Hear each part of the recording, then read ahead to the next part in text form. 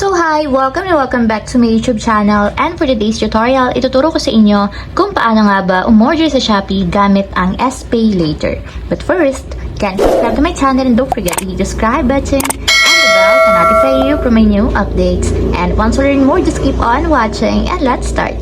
So ayan guys, for today's video, i-open lang natin ang ating Shopee account or yung ating Shopee app. And then, after yun guys, pagka-open ng ating Shopee mula dito sa pinakang homepage, tap lang natin yung Me na nandito sa my lower part. So, ayan guys, dito sa inyong profile ng Shopee, make sure na activated yung inyong SPay Later para magamit natin siya kapag mag-check out tayo ng item dito sa Shopee. So, malalaman nyo na active yun guys pag meron kayong makikitang amount dito sa section ng My Wallet. So, yung SPay Later is dapat may amount yan. So, ibig sabihin, yun yung na-approve or yung credit limit ninyo sa SPay Later. Kung activated na yung inyong SPay Later and may credit limit na kayo, pwede tayong umorder ng item. So, pili lang tayo ng item na ito-check out natin. So, pili lang ako dito ng item. So, for example, is itong lotion na to. Tap nyo lang. And tap nyo naman dito yung buy now. So, pili lang kayo ng variation. And then, after yung pumili ng variation sa item, tap nyo yung buy now. Ayan guys, dito sa order summary ng ating Shopee, i-scroll up lang natin and baguhin natin yung payment method. So, dapat nandun siya sa SPay Later. So, punta kayo dito guys sa payment method. So, kung activated yung SPay Later niyo, lalabas dito sa inyong payment method na pwede nyo siyang gamitin. So, punta tayo dito sa SPay Later. So, pwede kayong mamili dito kung ilan yung term na gusto ninyo. So, pwede kayong mamili sa loob ng 1 month, 3 months, 6 months, and then hanggang 12 months. So, nasa sa inyo guys kung anong term yung pipiliin ninyo. Pwede nyo piliin yung 1 month kung gusto nyo na siyang bayaran after 1 month. Or installment nyo siya sa 3 months, 6 months, or 12 months. So, monthly guys ang pagbabayad dito sa SPay Later. So, bibigyan kayo ng due date na SPay Later kung tuwing kailan kayo magbabayad ng utang sa kanila. So, pili ako dito guys ng isa. So, for example, itong 3 months yung pipiliin ko. Yun nga lang guys, kapag pumili kayo ng mas mahabang term, mas mataas din ang interest niya. So, lalo na itong 12 months. Medyo mahaba siya, so kaya yung interest niya is mas mataas din.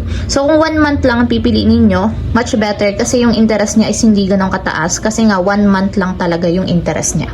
So, nasa sa inyo naman yan guys kung ano yung pipiliin ninyong term dito sa SPay Later. So, ang pinili ko na lang is 3 months.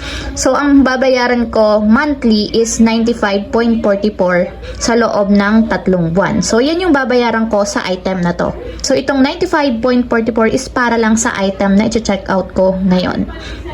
So, 95.44 monthly ang babayaran ko sa loob ng 3 months kay SPay Later. So, kapag okay na guys and naka-enable na yung 3 months, tap na natin yung place order para ma-place order natin siya.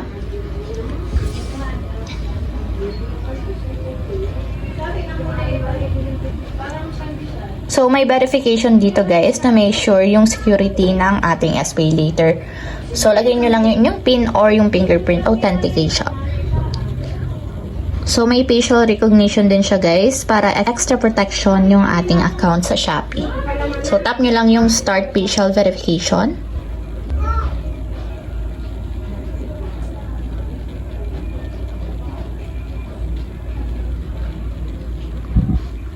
So, verification has completed. So, tingnan nyo guys kung mako-confirm.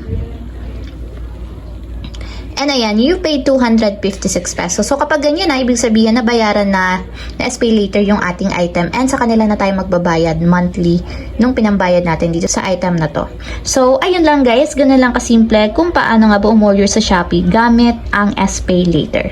If you have a question, can you comment down below and don't forget to hit the subscribe button and the bell to notify you for the new updates.